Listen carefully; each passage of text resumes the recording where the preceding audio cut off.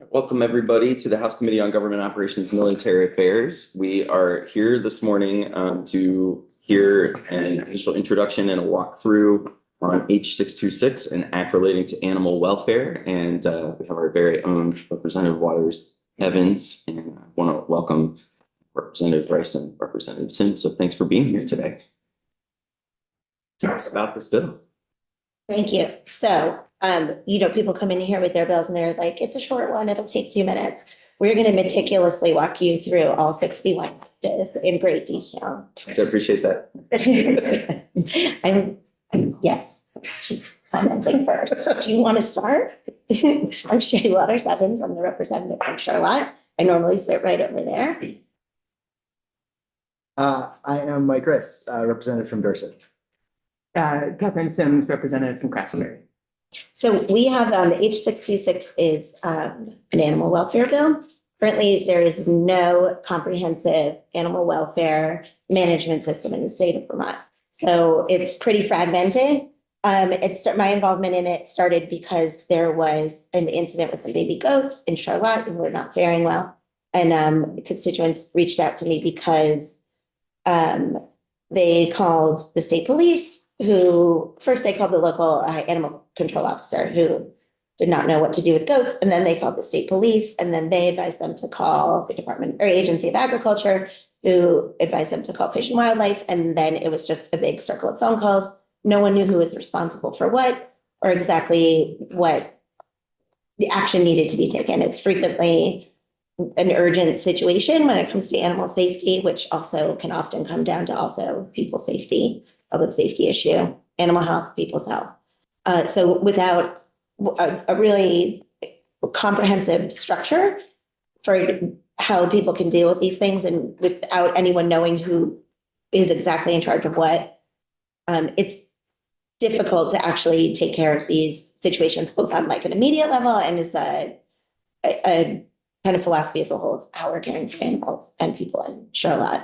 So the bill, the first main part of the bill is that the Department of Public Safety would oversee a division of animal welfare. The Commissioner of Public Safety would appoint a director of animal welfare, and then that person would create the infrastructure for a program that would oversee, the broad scope of things, who's in charge of ferrets, who's in charge of goats, who's in charge of whatever animals they might be. Vermonters are animal lovers, and we have not only domestic animals, but they're obviously the agricultural aspect of it. Lots of wildlife, and we want to make sure that everybody is safe, but also that no one is confused.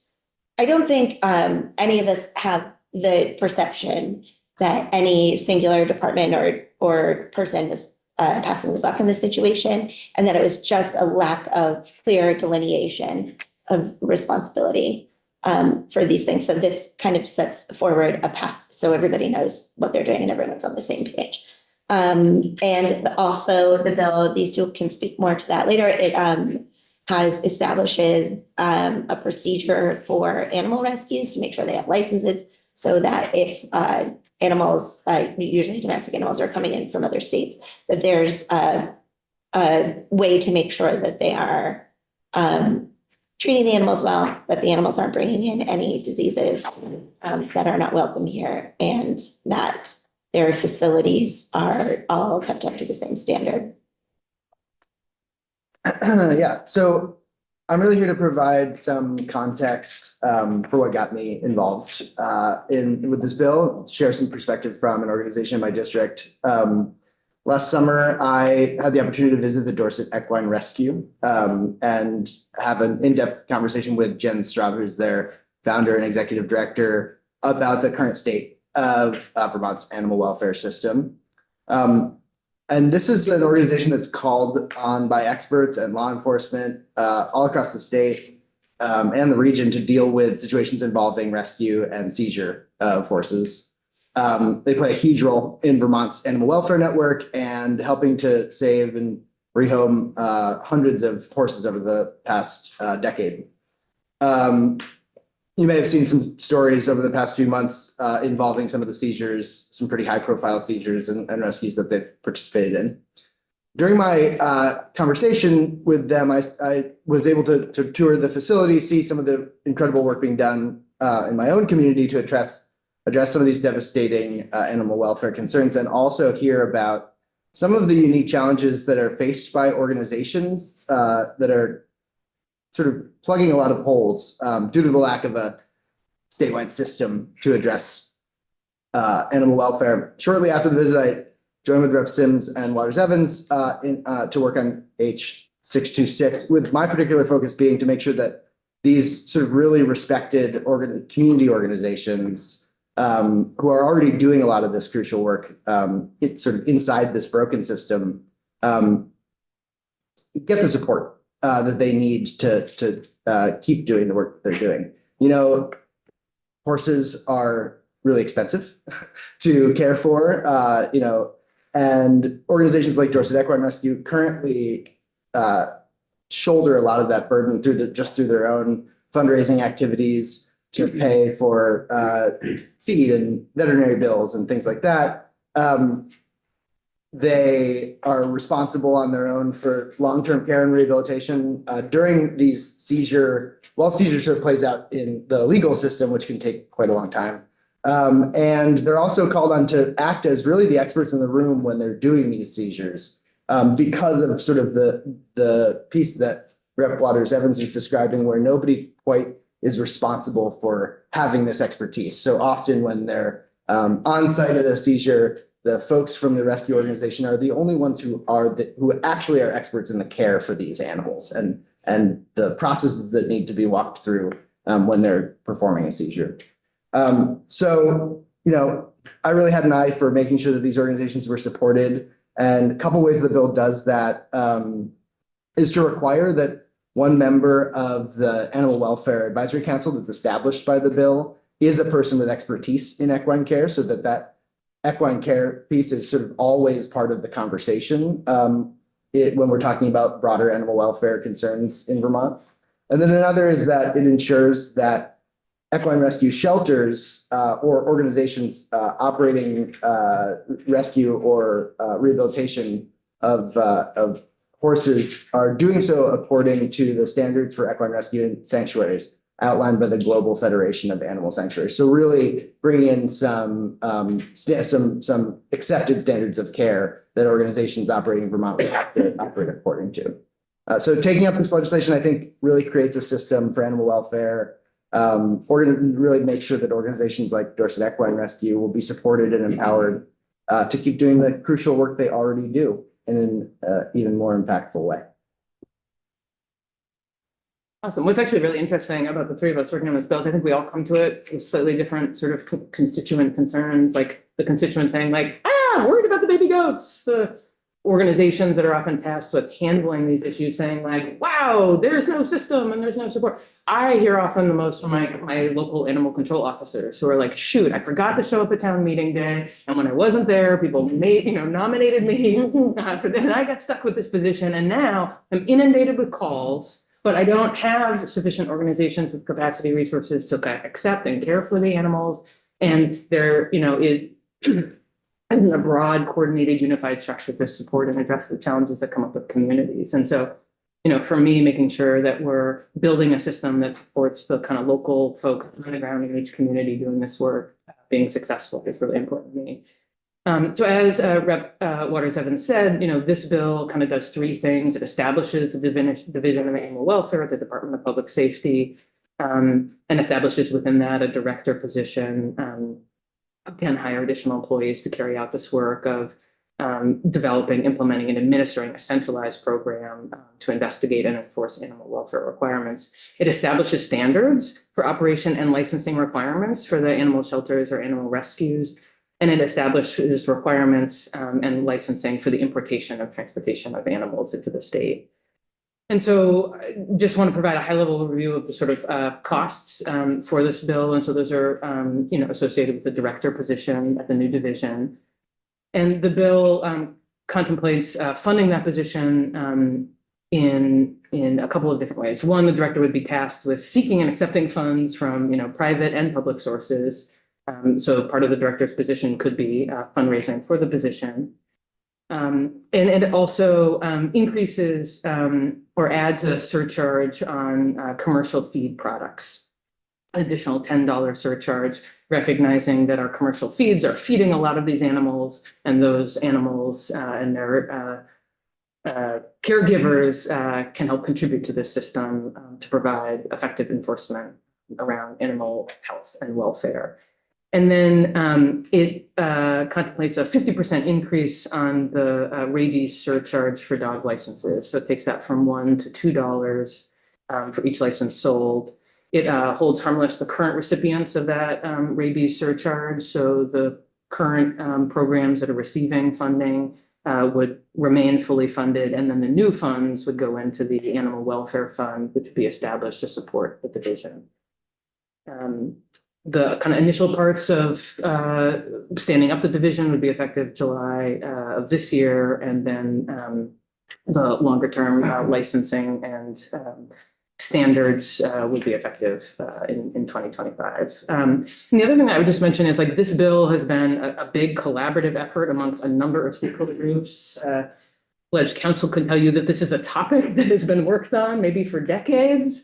And I think, come to a place with real consensus support from the humane societies, worked with the state vet, the Vermont Traditions Coalition, among others, to kind of get to this place. And a huge shout out to Senator Ann Watson, who put in a ton of time and energy onto this bill as well. So excited to bring it to you, and hopefully that after years and years, this is the year we can finally make progress on this important issue.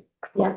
And I did want to add one more thing, which is that I know we're not excited about spending money and it's an upfront cost, but I think we all agree that the efficiency and the streamlining of this is actually going to be more cost effective in the long run than, I guess chasing our tail would be an appropriate metaphor in this situation. No, I couldn't help it. See a couple of hands for our sponsors, so Representative Morgan and then Representative Morgan. Thank you. Two things. I think you said them both, Representatives, is on the feed. Would that be across the board, like cat food, dog food, or just commercial feeds, or what were you? Yeah, so I think maybe Ledge Council will be best positioned to tell you about all the things that are being contemplated under the commercial feed. But it is an existing set where we are already assessing a fee, and this would be an additional certificate. Additional fee to what's already being levied. Okay. Second one, you brought up an organization I'm very familiar with, Vermont Traditions Coalition. Did they support this? Yeah, so we're worked with Mike Hunts and his network, and we got a bunch of feedback from them, as well as the Humane Society. It was supported though. Yep. Okay. Yeah, in fact, encouraged me to. He was one of the folks I was like, oh, okay, yeah, we do need to take action on this. Okay. I know that, maybe we also neglected to mention that there is the part of the impetus for this was Act 147, where we commissioned a report, and many of the stakeholders on the I'm going to forget the name of the board, the Animal Nuisance. The current board? Yes, Animal Cruelty Animal Investigation Cruelty Investigation Board, where members from the Traditions Coalition have sat. So yeah, Act 47 report on the unification of animal welfare and related public safety functions. So a lot of this really came from the legislature asking for a report, folks doing a lot of work on that and coming back with recommendations that this legislation advances. Representative Morgan. Thanks for coming in and sounds good. So you got to the part about a surcharge on feed. The Farm Bureau brought into this, or the Dairy Council? I don't think we've had those conversations, but look forward to everyone's input about the best way to create, and I certainly agree with Waters Evans. There are a lot of costs associated with the system now, and how do we create a unified, consistent approach to ensure that we're adequately resourcing this challenge within our communities, and what the right way to do that is. And probably something that Ways and Means will have a lot to offer on as well. Yeah, I was gonna say that I assume that if the main things we'll be looking at here is kind of where is the best place in government to do these things? Is this the answer? We'll hear from, I imagine, a number of local folks who are struggling with animal control, staffing issues. I imagine we'll hear from the various agencies that you discussed. The department, of course, I imagine has a position. And we'll hear from Vermont Tradition. So what I wanted to do today was allow the sponsors to kind of say, hey, this is the need to roll out the bill, have us go through what's in it, because this is really, I mean, it's a bunch of things. Bills. Yeah. And as much as, this might not be the exact way to pay for it, even if we decide that something like this is the way to go to solve challenges. Our colleagues upstairs, I'm sure will weigh in whether we leave the fee structure the way it is here. But I appreciate anybody who's bringing a bill with a significant change, having a way to pay for it. The questions that I'll have along the way, I think, around, are there potential savings at the municipal level? Could doing something like this potentially take pressure off the property tax and the monies that municipalities, for instance, are spending on dealing with some of these animal welfare issues. Representative Morgan, too many hands on this committee. The MMs. Just a follow-up on another, to whomever of you, and I think you said it, Rec. Waters Evans, you alluded to in the beginning, is there a component with wildlife as well to this? You maybe alluded to there might be a tie with this, or no, did I miss that? Did I not misunderstand that? No, Not. what I was saying is that often when people are faced with a problem, within their community, like following that chain from their local animal control officer up, there's often this just kind of back and forth between which agency is responsible for what. Okay. You know what I mean? And so often, I do. when you, Yeah, sometimes it's the a- police will say, we can't deal with this right The now. balls bounce around and Yeah, that's right. One of the places the balls go is Is wildlife. fish It says, Yeah. goats aren't wildlife. No, Yeah. because what I was getting at is that obviously you delve into the wildlife world, that's more, I think, fish and wildlife's wheelhouse, and then that would be more probably their enforcement activities and such, if they said something wrong, Right. if it was right or whatever. No, I don't believe it I changes. didn't think you were delving into that, but I just wanted to be No. sure. Thank you. Yeah, I would add that, historically, there's been some connection with the Agency of Agriculture, Food and Markets as well. And, that's been, again, I think, part of the confusion.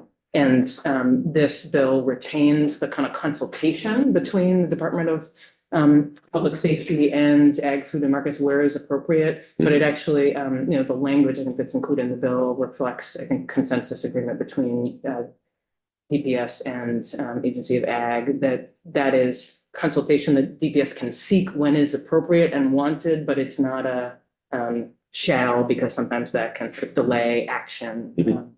And I think the reason the division ended up here in the Department of Public Safety is, they have criminal enforcement authority that is, pretty important in some cases to be able to move forward with enforcement action. And hence, let's put this division under DPS for that reason.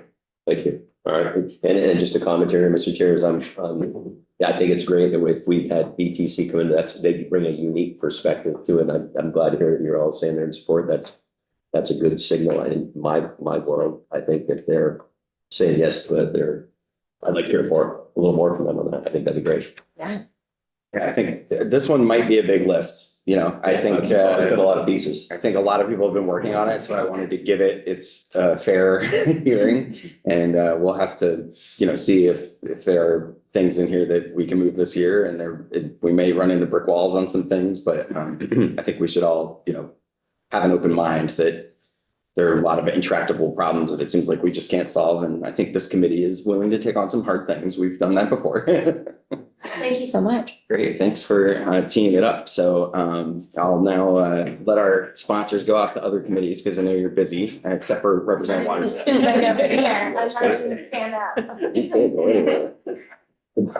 So Michael, would you like to take the chair, please?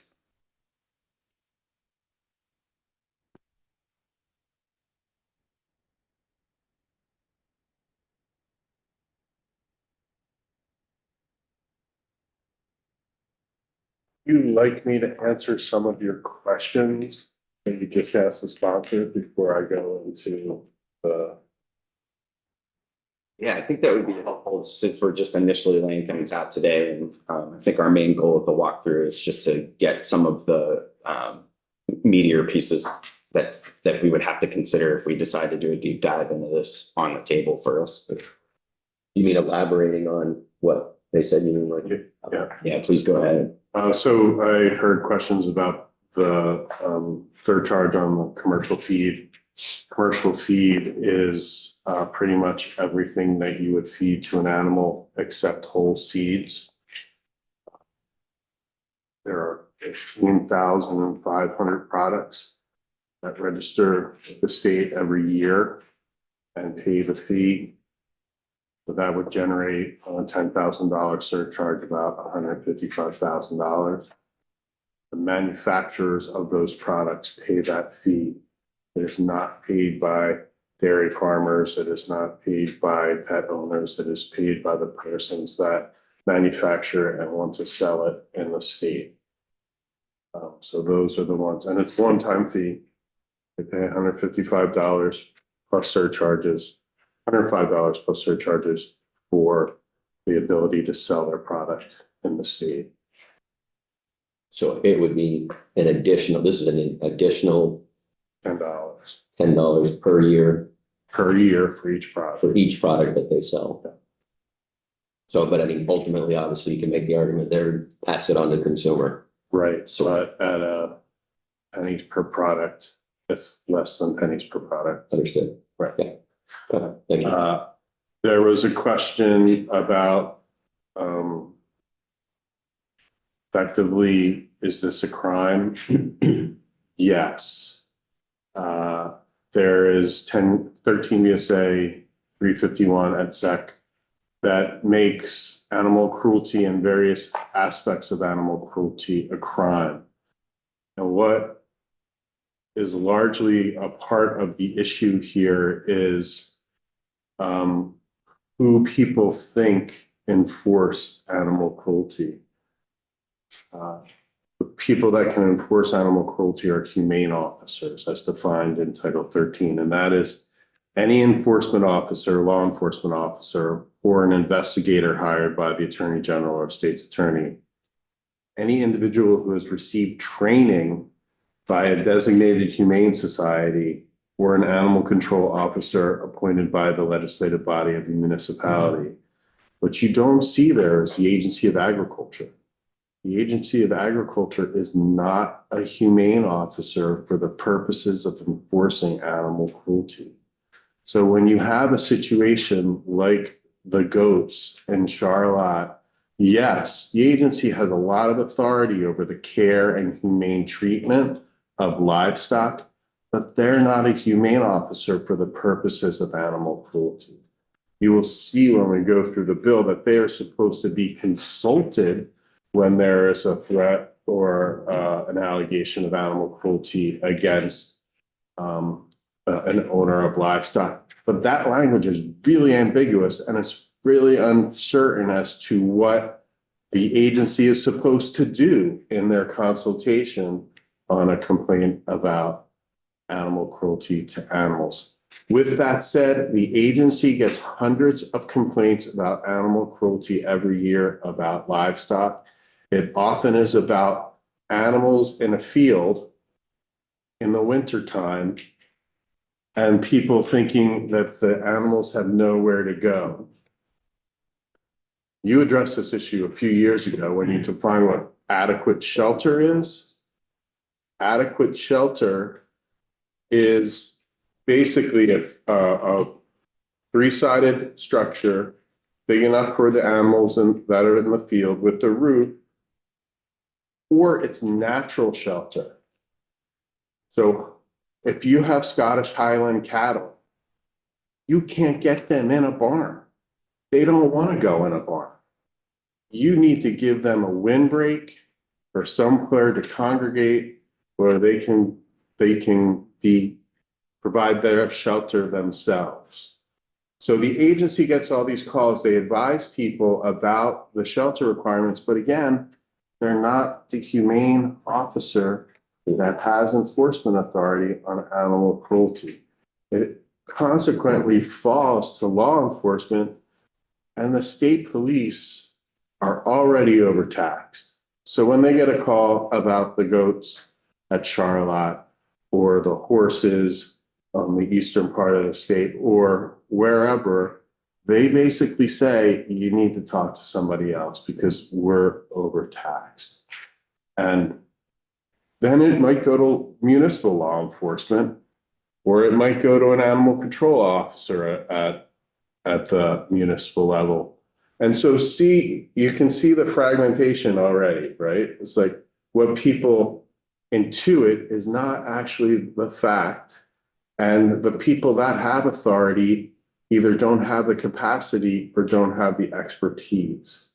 Now, there is an animal cruelty investigation advisory board that advises the Department of Public Safety and the Commissioner of Public Safety about coordinating animal cruelty and animal welfare, but they are an advisory board.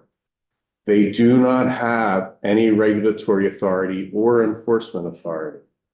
So their concept is great, but their effect is not as consequential as you may have wanted them to be. So what H626 does, and let me just step back. I've been here at Legislative Council since 2004. One of my first subject matters was this subject matter. And addressing how to make animal welfare enforcement more efficient and effective, how to eliminate some of the loopholes that are in or were in the animal welfare laws.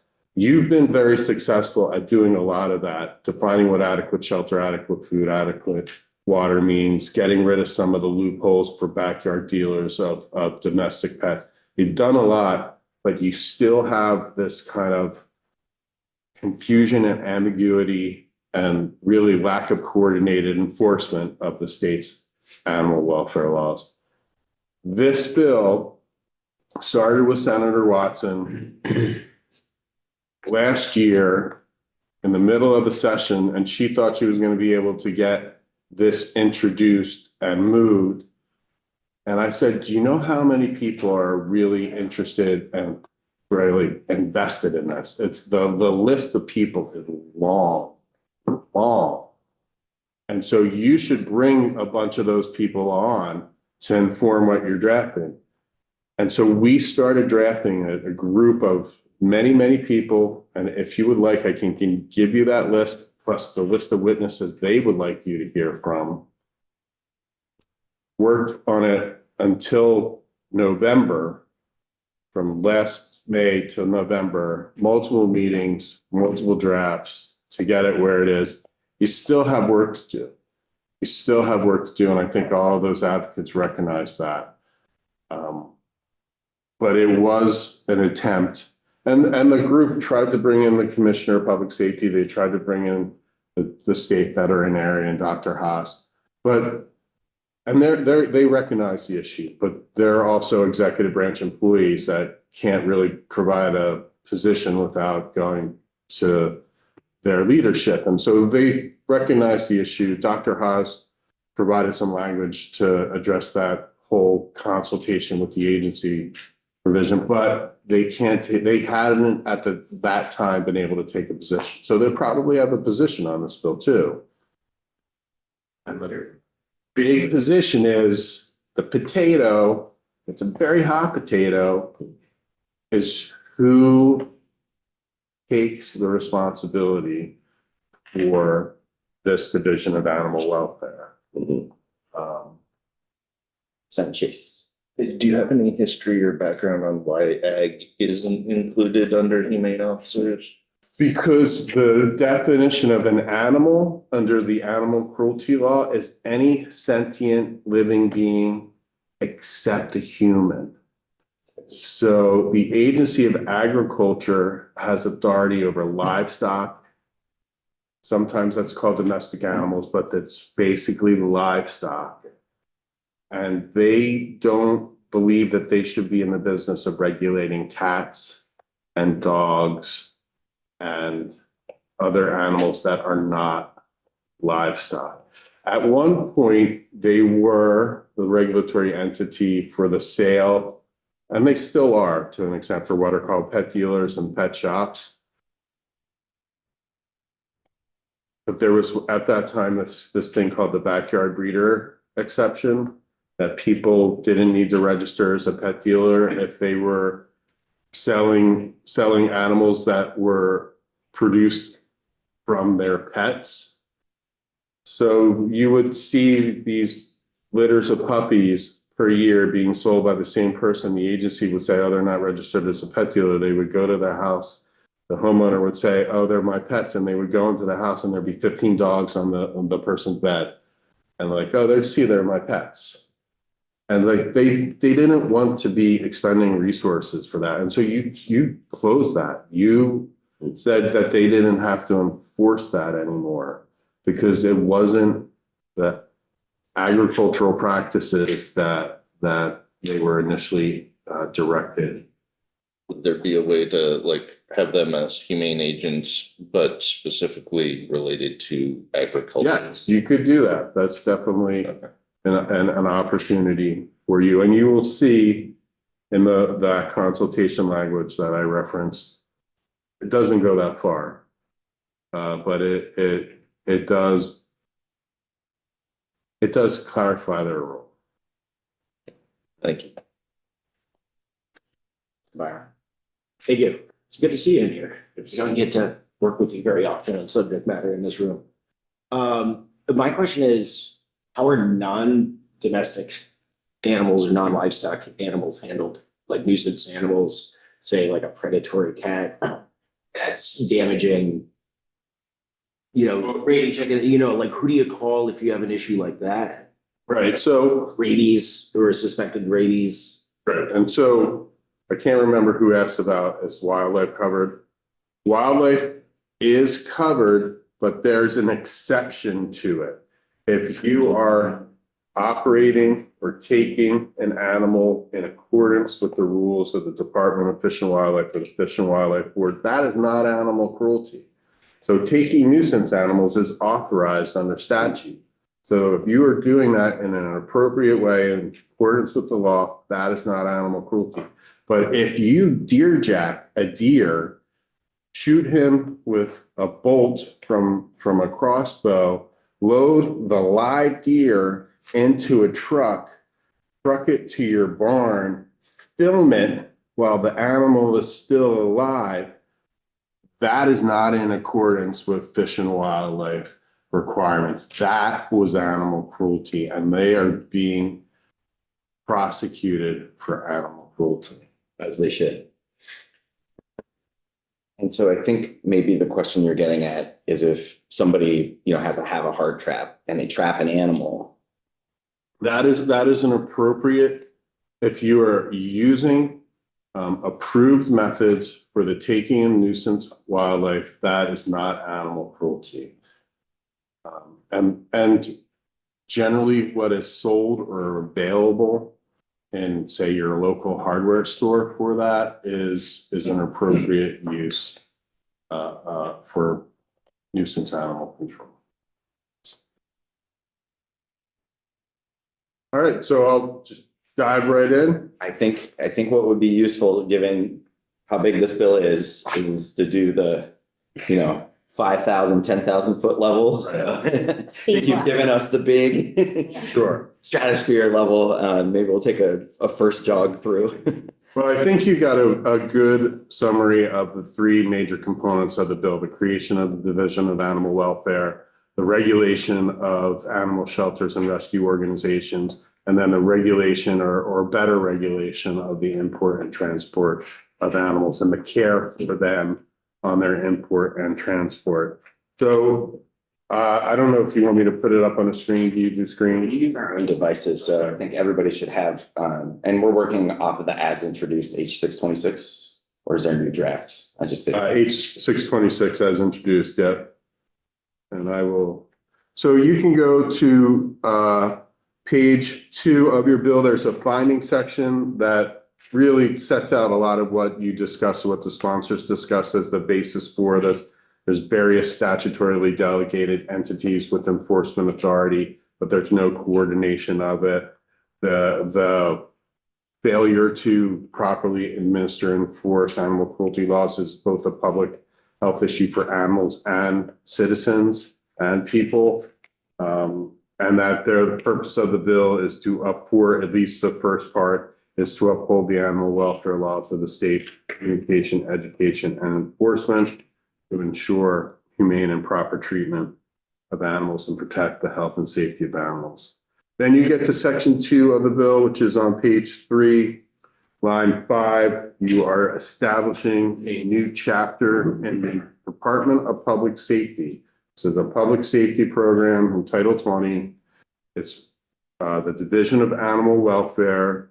The first section relates to the definitions. The key definition is animal. You will see various definitions of animal throughout this bill, depending on the program that is under which the animal is being regulated. Here, this is all animal welfare laws. This is the Division of Animal Welfare to coordinate all animal welfare laws. So the definition is the broadest definition in law. It is any sentient creature, not a human being. So that is what is being regulated here, and the animal welfare laws for those animals. Then on page 3, line 16, you see the establishment of the Division of Animal Welfare. Again, it is within the Department of Public Safety. As one of the sponsors referenced, the Commissioner of Public Safety appoints that person. That person has to be qualified, educated, and have professional experience. You'll see what that experience is required to be on page 4. They have to have knowledge of animal welfare laws. They have to have knowledge of the stakeholders in animal welfare issues. They have the knowledge of the causes and characteristics of animal cruelty. They develop a comprehensive program that upholds the animal welfare laws of the state. They oversee investigation of animal cruelty complaints. However, law enforcement and municipalities still retain their authority to enforce animal cruelty laws in the state. The director's specific authority is long and detailed. They have to monitor any deficiencies in the system of investigating animal cruelty. They have to ensure that investigations are systematic and follow a procedure. They have to develop a plan to house and care for animals seized in response to complaints. As Representative Rice referenced, there is no way to compensate these shelters or rescue organizations that take animals during animal cruelty. And so when you go to a home and you have to take 50 dogs out of a home, they have to find a place or places to cite those dogs in a way, and that's expensive. And it often falls on the humane societies and rescue organizations and welfare organizations to pay those costs, because there's no funding source at the state level. So they have to ensure the requests for voluntary compliance are made in writing. They have to develop a guide for animal cruelty prosecution. They have to develop an education program for offenders. They can seek and accept funds, and they can amend rules or standards under this chapter to maintain compliance with the Association of Shelter Veterinarians guidelines. You're going to see that standard referenced multiple times. That standard is basically going to become the default standard for dogs, cats, and I'm just going to use the term that the advocates use, the covered smallies. Smallies is the term that they will often use, referring to those small animals that are going to be covered by these guidelines. Like a hamster. Like a ferret. Great. Yeah. Oh, it's, Yeah. okay, I love this. Yeah. Really, There's a term of. learning something new in here every day. It's fun. Looks like put the hamster. On page 6, they'll develop trainings, protocols, procedures, and guidance for enforcement officers, animal control officers, and the state agencies engaging in animal welfare. They'll authorize organizations that are not licensed in the state to help during emergencies, flooding, freezing, fire. Sometimes you need resources from out of state to come in to help manage those animals. They might not be licensed, but the director can approve them for those emergency needs. They will identify and develop funding sources for an animal cruelty investigation program. And so that's the director's duties. That's a lot.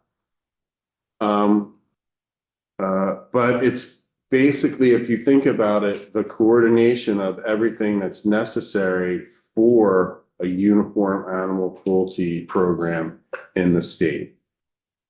They get to hire employees. How many they get to hire will be up to you in an appropriation bill. When you create those positions and fund them, they can receive assistance from level 3 enforcement officers. On page 6, line 14, and those animal control officers employed by law enforcement agencies. One thing you will see later on, remember when I walked you through who a humane officer was? There was one category where it could be people who received training from humane societies, but weren't employed by municipalities or weren't employed by the state. They're no longer going to be humane officers. They're no longer going to be enforcing animal cruelty. It will be with people who are vested with law enforcement authority or are an employee of the Division of Animal Welfare. It's not going to just be some humane society worker who received training and is now going to try to enforce the laws of the state. They have to have state or municipal law enforcement authority. Moving on from there, the director may request that animal shelters, rescues, or others assist in animal cruelty complaints, because when they go on to these complaints where there's a large number of animals, they're going to need resources, and the resources are going to come from the rescues and the shelters. And this just acknowledges that and authorizes the director to do that. Then you get to the Animal Welfare Advisory Council. As was referenced already, there is already an Animal Cruelty Investigation Advisory Board. This ultimately will take the place of that board, because this council is going to advise the division and the director, not the department as a whole. So this is basically going to be the conscience and the guidance of the division and the director. And they have specific authorities as well. There are 15 people that are appointed. They are intended to represent all facets of the animal welfare issue. I don't know if you want me to walk through who all 15 people are. They are all appointed by the governor. They have 6-year terms, except the first few terms are going to be staggered. They elect their own chair, and they perform a long list of duties themselves. Those duties are on page 9, line 6. They consult with the Division of Animal Welfare, the director. They assist the director in continuing implementation and evaluation of the animal welfare laws of the state. They review the training that is provided to law enforcement and animal control officers. They research sources of public or private funding for the director to pursue, and they evaluate the adequacy of that funding. And they periodically, or they advise the director on other matters related to the state's animal welfare laws. Michael, I just want to pause for a moment and say, if we do go further on this bill, that we should take a look at the advisory council, whether it needs to be this big for a longer period of time. I think if it is this big and we hear testimony that leads us to make the decision, we should have a big advisory council like this. We should have the sunset on it be short, so that this committee in a future biennium could reevaluate that and see if they can consolidate this thing down. This is a pretty big advisory council. I understand probably in the early days it might be necessary to get a lot of voices in, but just with my GovOps hat on, we definitely want to sunset this thing and have the opportunity to take another look at it. So moving on, page 10, line 3, the director has rulemaking authority for administration, implementation, and enforcement, and you'll see later on where she is directed to, or he is directed to actually do certain rulemaking.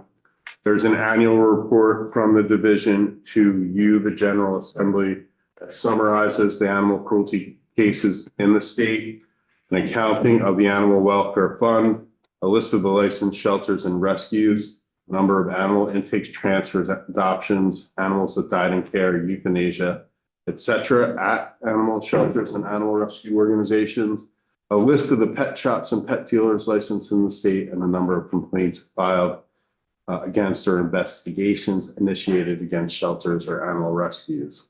Then you get to the Animal Welfare Fund, which is intended to in part fund the division. It does not, with the revenue sources currently, will likely be able to fund all of the activities. So let's talk about the money. $10 on 15,500 products is $155,000. So that's what the surcharge raises per year. 50% of the revenue collected from the surcharge on rabies, which is being increased by 100%, not 50, it's been being increased from $1 to $2. And 50% of the revenue from that will go into this fund. And that's honestly only around $60,000 to $70,000. So you're looking at $215,000 to $220,000 in revenue that's being raised and going into the fund. That's probably okay for a director and some administrative expenses in the first year, but you're going to need more for employees and the other administrative and implementation costs of this program, especially if this program is going to take on some of the cost of housing animals during complaint response. Representative Byron and then Representative. Do you have any idea when the last time the feed surcharge or the rabies fee were adjusted or increased? The rabies fee has not been adjusted since it was enacted. And how long ago was that? It's been decades. The commercial feed was actually amended in 2021.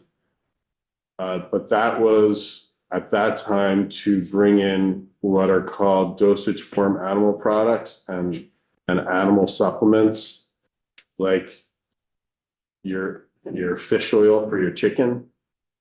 And I'm not kidding. My favorite product out of that is Chicken animal supplement. It's like all your omega-3s for your chicken, so they look really nice. But that was 2021, and that added approximately 500 animal supplements at the full registration fee, and about, I'm going to have to get back to you on how many dosage form animal products, but those were only at a $35 registration fee. So that was the last time that was, and it's $105 for the registration plus surcharges. Plus the surcharge, yeah. So just to give you some context, Hang on. I'm sorry. That's okay. Just a very quick question. Could you please remind me if that new surcharge is annually or just at the time of registering a new product? It's annually. You have to register and pay all the registration fees and surcharges annually in order to sell your commercial feed in the state. But it's per product, right? It's not per can or per bag. It's per product that's registered each year. For context about like how much this program might cost, the main program, which is a pretty vigorous program, and in part funds animal welfare officers at the county level, their program costs about $3 million a year, and they generate about $2 million a year in their revenue sources, and then have to have general fund appropriations for the remaining. Vermont's program will not be as big or vigorous as Maine's just because of population and, you know, geographic area. And the fact that we don't have the same kind of county level government. So I would expect about $1 million a year.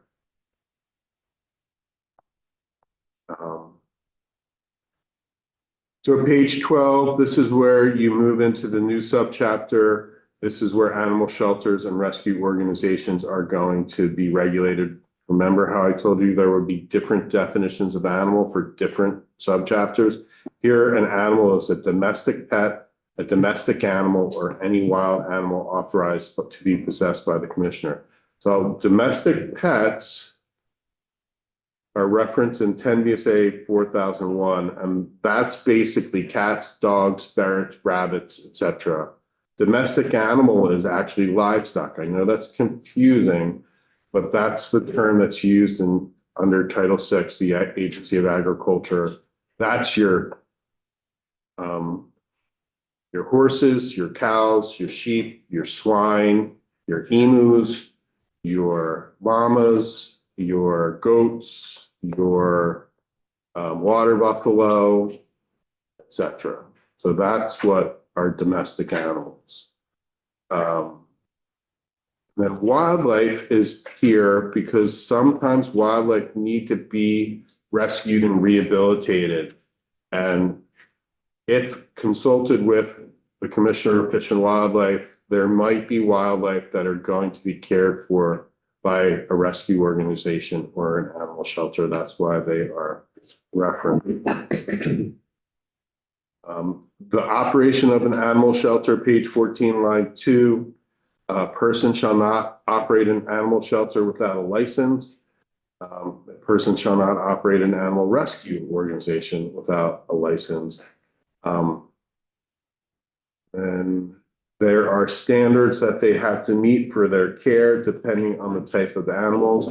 For the cats, dogs, ferrets, rabbits, rodents, and other smallies and wolf hybrids, they have to follow the Association of Shelter guidelines. For domestic pets that are birds, they have to follow the federal requirements for the transport and care of birds. They have, for domestic animals that are horses, they have to follow the Global Federation of Animal Sanctuary standards. Domestic animals that are not horses, they have to develop those standards by rule in consultation with the Agency of Ag, and for wild animal standards adopted by the director after consultation with the Commissioner of Fish and Wildlife. Let's move on from there. I have a quick question that actually came from the context of another bill about the dog wolf hybrids. At what point does a dog have enough wolf in it to not be classified as a hybrid and become the index? I'm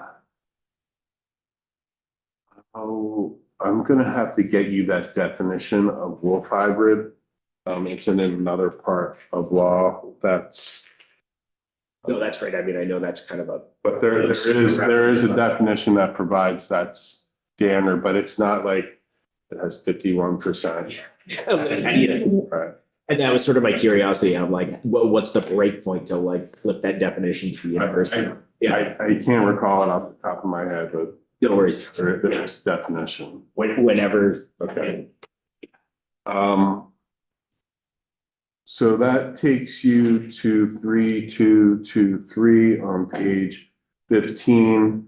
Annually, an animal shelter rescue reports to the Director of Animal Welfare the number of animals that they take in and care for, the number of animals they transfer to other shelters or rescues, the number of animals they placed for adoption, and the number of animals that were euthanized or died in their care. In addition, there's this coordinated national database called the Shelter Animal Counts Database. Those shelters or rescues that are dealing with domestic pets annually shall enter in, the relevant data into the Shelter Animals Count Database for coordination nationally. The director can deny a license to a shelter or a rescue that fails to meet the requirements of the chapter. They can revoke a license for failure to meet the standards of the chapter. And then they may authorize persons not licensed to provide emergency care during emergencies. We've already talked about that. Page 17, line 12, you get to pet dealers and pet shops. Again, a different definition of animal: cats, dogs, wolf hybrids, rabbits, rodents, birds, fish, reptiles, or other vertebrates authorized for sale in the state. You'll see what a pet dealer is. Person selling those animals in any 12, and who sells or exchange or offers for sale or exchange those animals or any combination from 3 or more litters of cats, dogs, ferrets, rabbits, rodent, birds, or wolf hybrids in any 12-month period. Pet dealers are not shelters, pet shops, or rescue organizations. A pet shop is a place of retail wholesale business that is not part of a private dwelling where animals are maintained or displayed for sale or exchange. You're going to do business at a dealer or pet shop in the state, you need a license from the Division of Animal Welfare. At the time of application, you have to notify the director of the animals that you sell. The director may inspect the pet shop or pet dealer. The term for a license or permit issued under the section shall be annually April 1 to March 31st. Pet shops already pay a fee of $175,000. That's not changing. Pet dealers already pay a fee of $25. That's not changing. It's just going to this division instead of the Agency of Agriculture. So not a change in fee for these regulated entities, just a place change in where they send it. The Division of Animal Welfare has the ability to quarantine any pet shop or pet dealer when there is a communicable disease or unsanitary or inhumane conditions at the facility or at the place of sale. Quarantine remains in effect until the conditions are addressed and remedied. Page 20, line 3, person operating a pet shop or pet dealer who fails to comply with the quarantine order, they will have their animals removed. A pet shop dealer or pet shop subject to quarantine shall be liable for the payment for the necessary expenses of any care, including veterinary care, of those animals that are removed.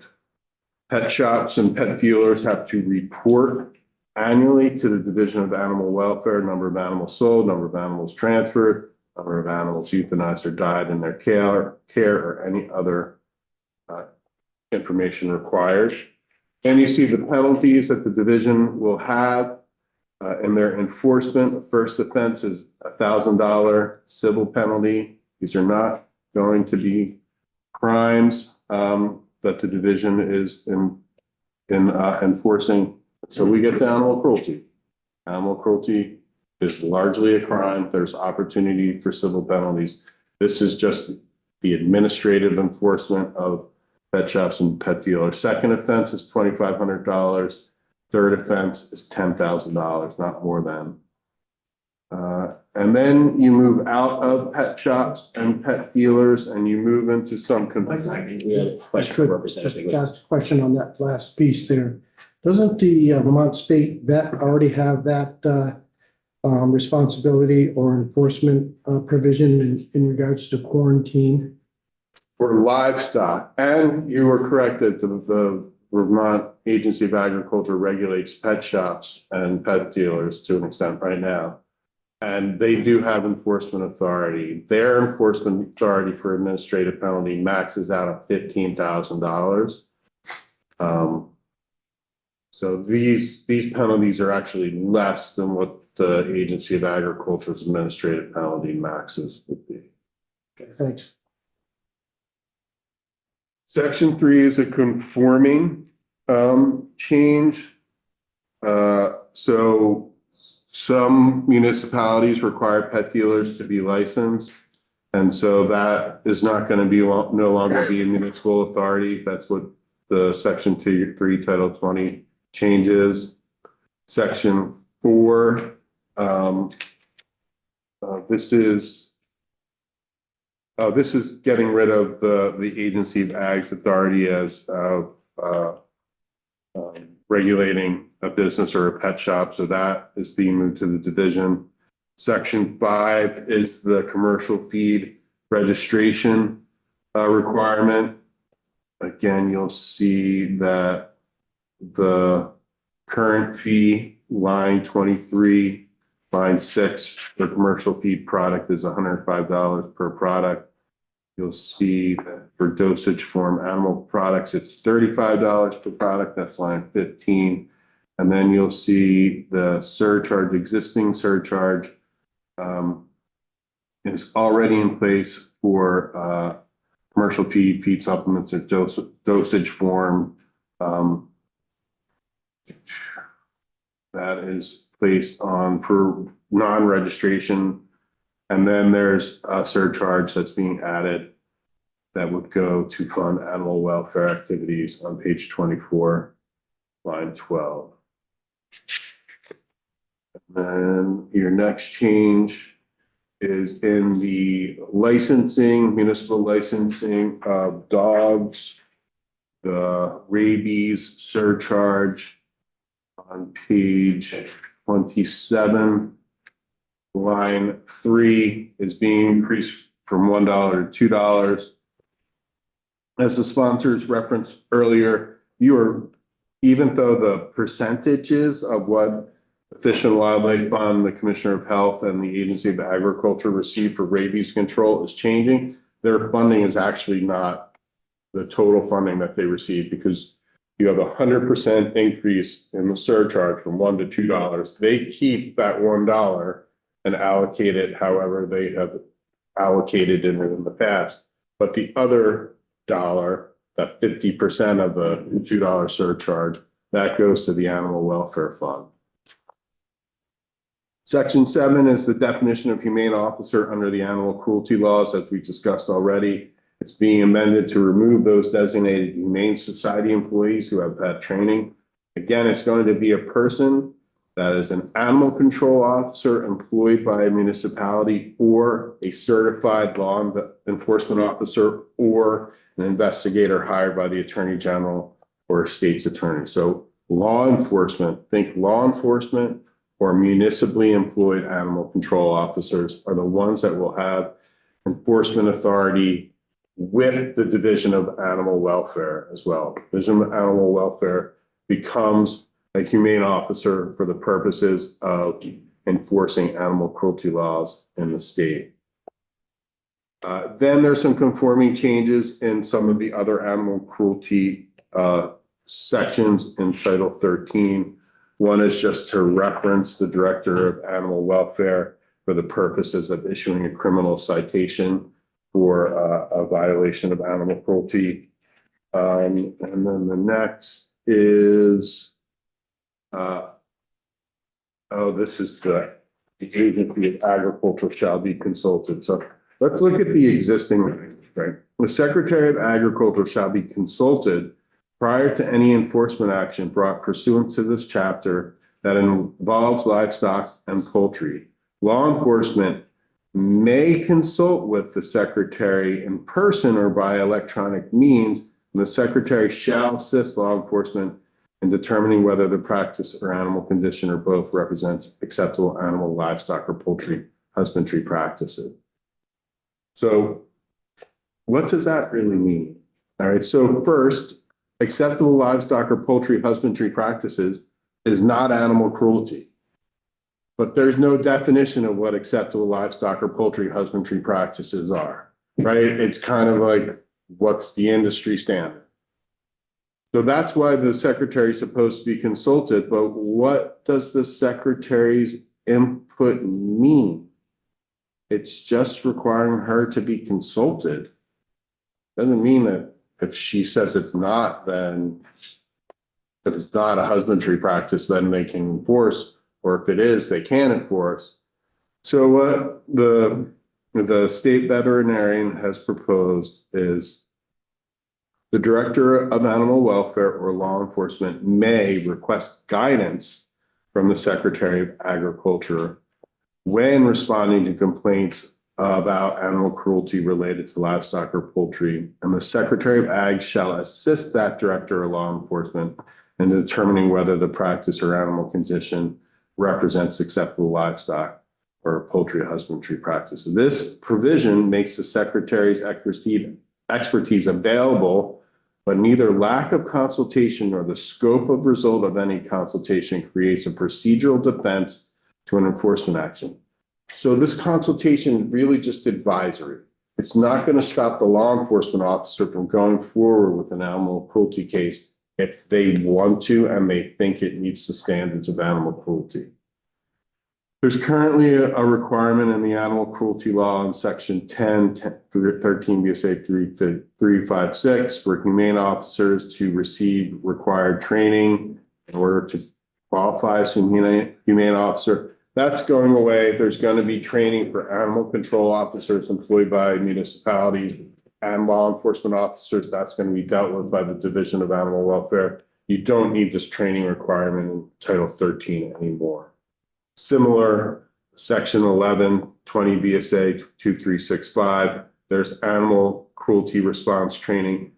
This is going to go away in time. It's going to remain on the books for a little bit as the program gets implemented. It provides training to law enforcement and the animal control officers who will remain the humane officers for purposes of animal cruelty investigation. But this ultimately will be assumed by the Division of Animal Welfare as well.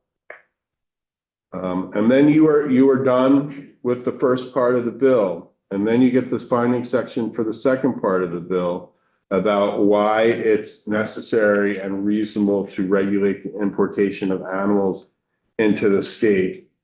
And one of the things that is first referenced is the expectation for Vermont citizens to, when they have adopted animals, that they're free of communicable diseases and are not dangerous, and that the unregulated transportation or importation of these animals poses risk to Vermonters, and some transmissible diseases are transmissible from animals to humans. And current law requires a health certificate for the importation of a dog, cat, ferret, or wolf hybrid, but it's not, it could be improved, basically what that language is saying. And then there is currently no process in place to screen for behaviorally unsafe animals. And then the purpose of the second part, larger part of the bill, is to provide standards for the handling and care of dogs, cats, ferrets, and wolf hybrids within the state when they are imported or transported to the state. Again, another definition of animal. It's all living sentient beings except humans, and except for the importation or placement of domestic animals, so livestock regulated by the Agency of Ag, or the importation or placement of wildlife, wild animals regulated by the Department of Fish and Wildlife. So there, you'll see some definitions specific to the type and care of these animals. I won't go through them right now. I got like one more just sort of small, just seeing like repetitive language here, and I'm totally unfamiliar with the subject matters, so excuse me for like the JV questions. But back on the setting up the definitions conversation, ferrets keep getting mentioned independently. I'm just curious, like how that specific.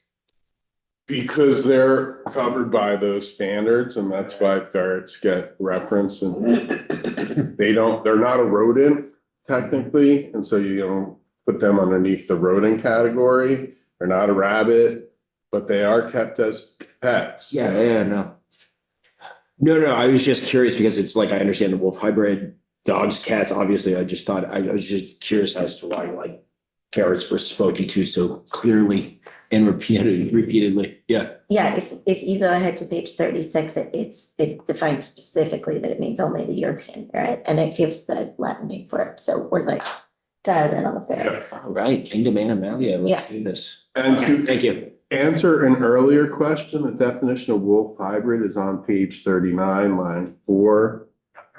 It's an animal that is the progeny or descendant of a domestic dog and a wolf. It also means an animal advertised as a wolf hybrid. So it doesn't have that percentage when it has to just be the progeny of a dog and a wolf.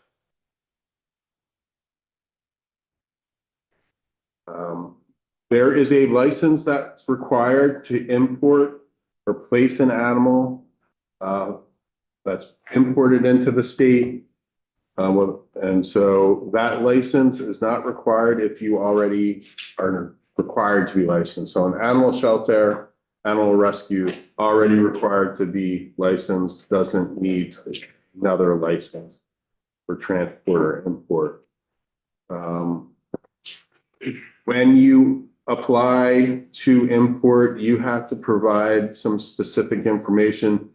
This is really to address those organizations. They're usually out-of-state organizations that are they're literally trucking in animals and dropping them off in parking lots or at unlicensed shelters or unlicensed rescues. And to address that activity and to bring that activity under kind of a regulatory regime. So they have to identify who they are. They have to give it their import directors, their organization's directors and managerial personnel. They have to give a location of their facilities, including one in the state. They have to provide methods of how they acquire their animals. How are they getting these trucks of animals? That's part of what the state wants to know. The methods of animal care and maintenance, provided that the minimum is the Association of Shelter Veterinarians guidelines. They have to document that the individual entity licensed in the state is an animal shelter, rescue, or import organization. And then they have to provide multiple other information about how they operate in order to be licensed, so that the state knows that these are reputable organizations moving animals across borders.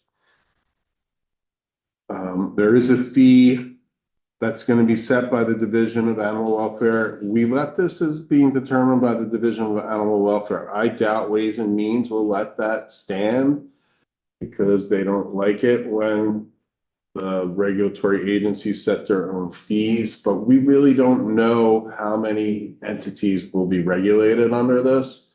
And so it's left ambiguous. Can't really set a fee when you don't know who the universe of regulated entities are. What page and line number is that? That is page 41, lines 15 and 16. Thank you. Moving on, page, I think you can move through all like this administrative stuff about the term of the license, the renewal of the license.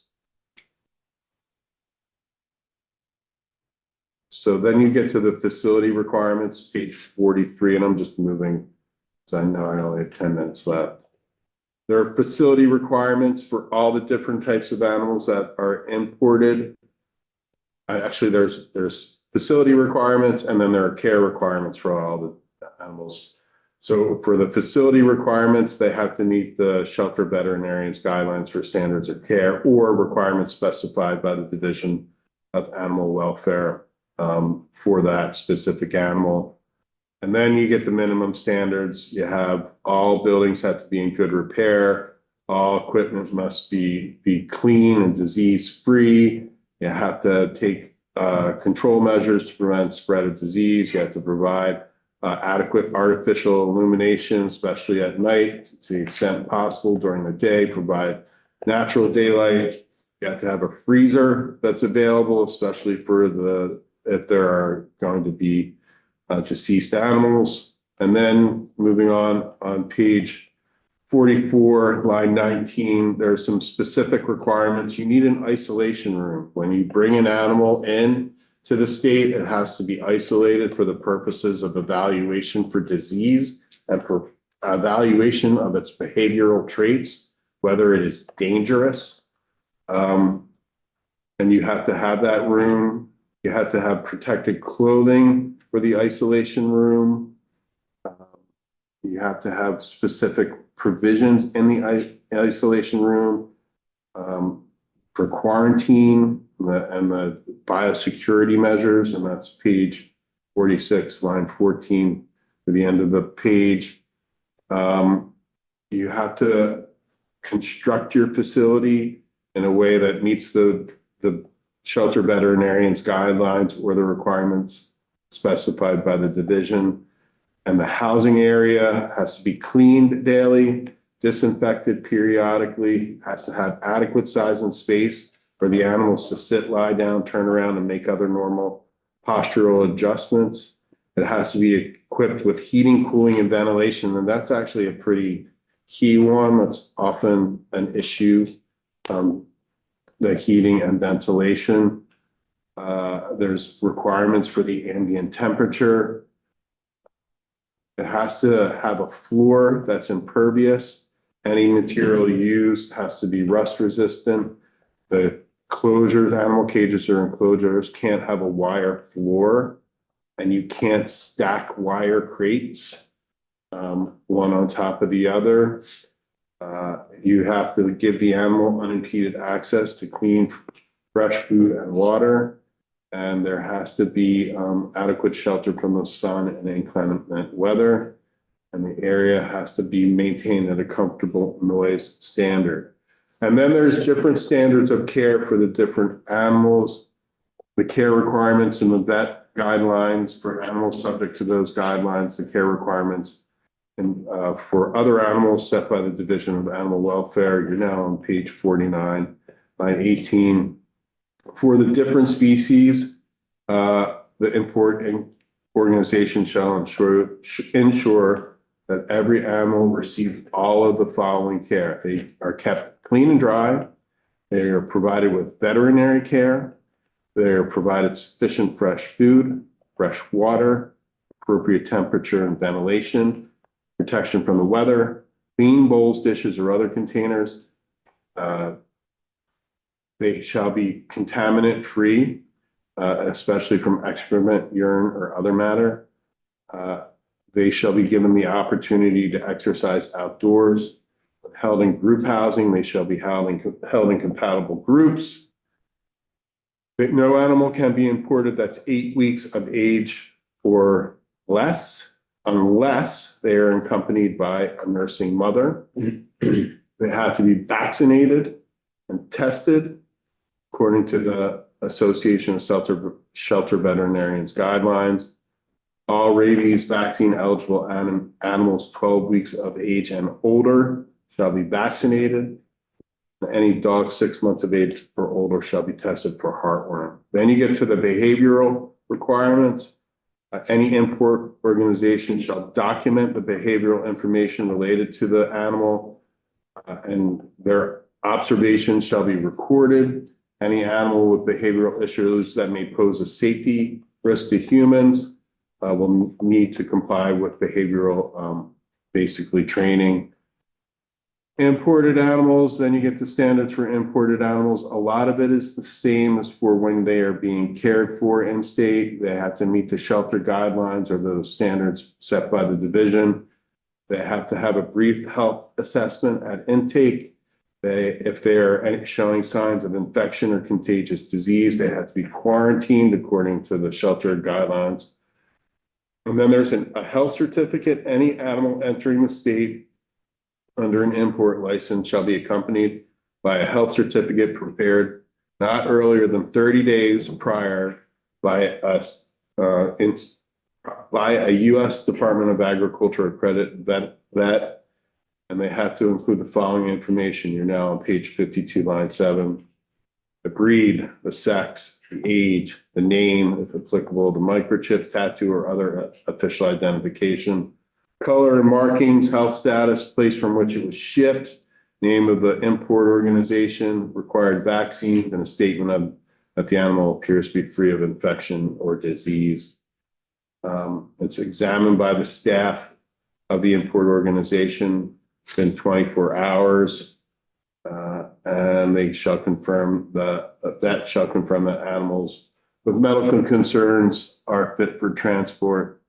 The health certificate is valid for 30 days. It's void after 30 days. And then you get the restrictions on placement. No licensee shall place an animal that shows signs of any significant behavioral concerns. No licensee shall place an animal unless it's 8 weeks of age or older. The licensee possesses the animal's individual animal record. Prior to placement, the licensee is provided the prospective adopter with a disclosure statement when necessary. Disclosure statements are necessary when the animal has a medical issue or a behavioral issue, so that the adopter, I should say, knows of the issues and is fully informed of the issues.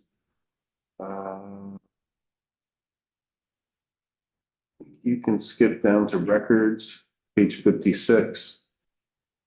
Line 1, records maintained shall be made available for review by the division. There are specific requirements for record keeping for the import order. They have to keep the species, the sex, its status of reproductive status, its age, its name, its microchip or other identification, its color, its health status, its history of vaccinations, its health certificate, all vaccines, observations about behavioral concerns or temperament, etc. All that must be maintained by the import organization. They have to retain those records for 24 months. The name, address, and other identifying information of an adopted home is going to be confidential. This is a Public Records Act exemption. I know you often look at those, but somebody isn't going to be able to request the records from the Animal Welfare Division and see the specific home where an animal was adopted out to.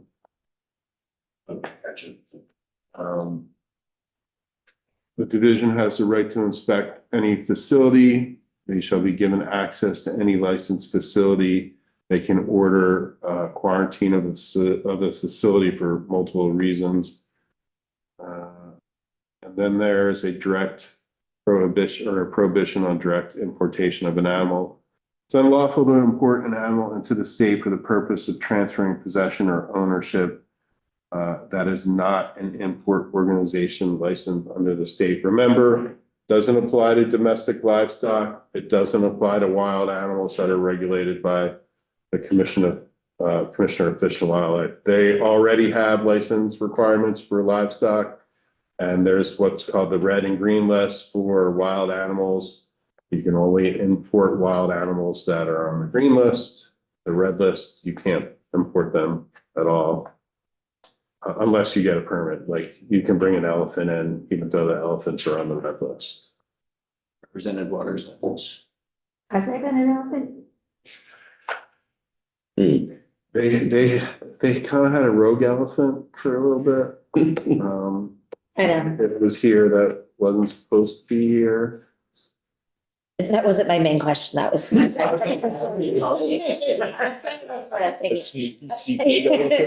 just got so interested. So I'm asking if you could explain, just, we don't have to get too deep into it, but the public records exemption, what is the rationale behind that? Why is it important? Because if people are subject to scrutiny and when they adopt an animal, it might cool or curb their adoption. If they know that someone who requests public records can come to their house to see how they're caring for their animal, then they might not adopt animals. And right now, the need for adoption is significant. Just to elaborate, like if a horse was taken from an abusive situation and then adopted out, they don't want the person that was abusing that horse to be able to go find it. It's kind of called, some rescue places call it the witness protection program for animals. Oh, Thanks. Did I see your hand up? yeah, you did. Yep. Could you please remind me, when we were discussing this bill earlier in the year, this does not pertain, this importation does not pertain to an individual who wishes to go and buy a dog, for instance, at a breeder out of state. And is just purchasing one dog as long as they have a health certificate If they have a health certificate. from that state. So all of these other provisions are not. But if you, Specific. right, if you're the import organization that's bringing them in for subsequent Resale.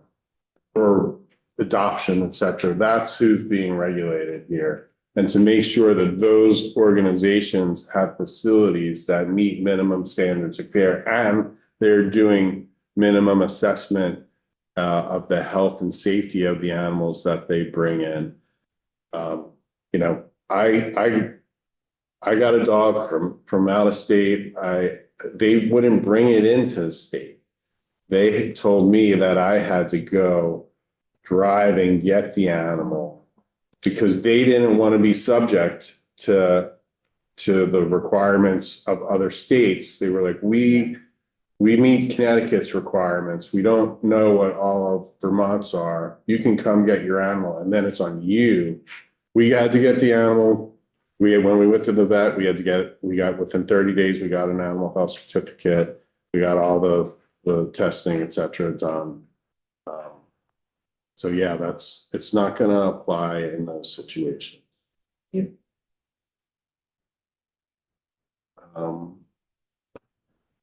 Almost there. There's enforcement authority, the Division of Animal Welfare may suspend or revoke a license for an import organization.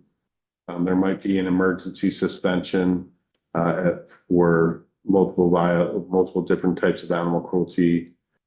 And then that's really it. Violations of the import organization law has a $1,000 max civil penalty, administrative penalty.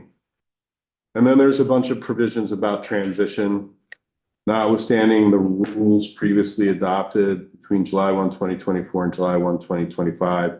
The Agency of Ag shall implement the standards in this bill for pet shops and pet dealers until the Division of Animal Welfare takes control over regulation of pet dealers and pet shops. Then you get the repeals, the Agency of Ag's authority over pet dealers and licensing of pet dealers is repealed July 1, 2025. Sale of animals by Humane Society, this is the rescue organizations, et cetera, that is also repealed July 1, 2025. The health certificate for transport that the Agency of Ag already requires is repealed 2025. The Animal Control Cruelty Investigation Board is repealed 30 days after the final member is appointed to the Animal Welfare Advisory Council under the bill.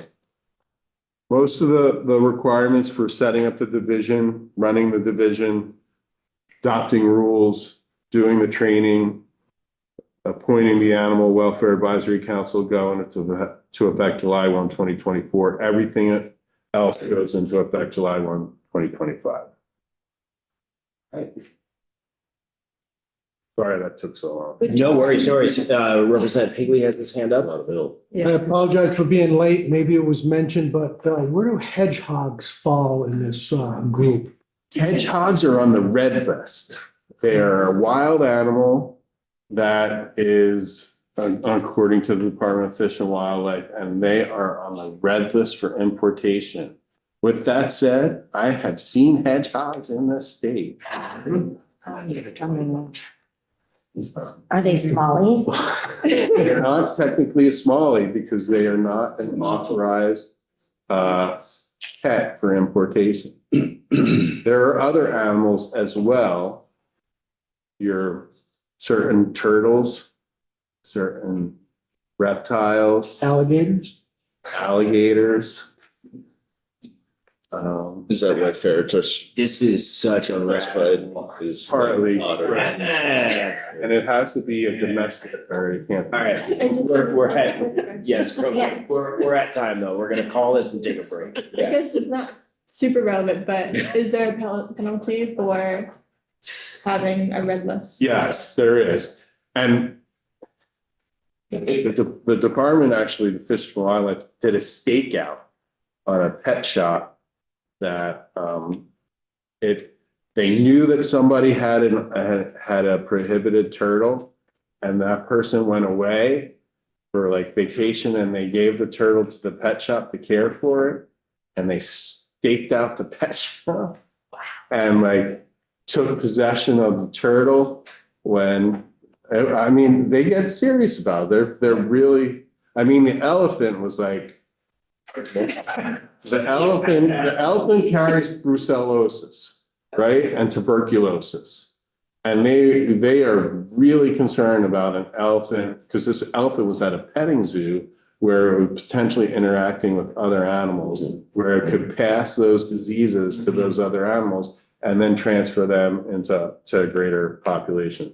They were really concerned about the elephant. The people were, it was Santa Land's elephant. It's okay. We're gonna call it here. We got 10 minutes to the next series of bill introductions. Counselor, thank you so much. Thank you so much. Again, very cerebral education into unfamiliar subject matter for us.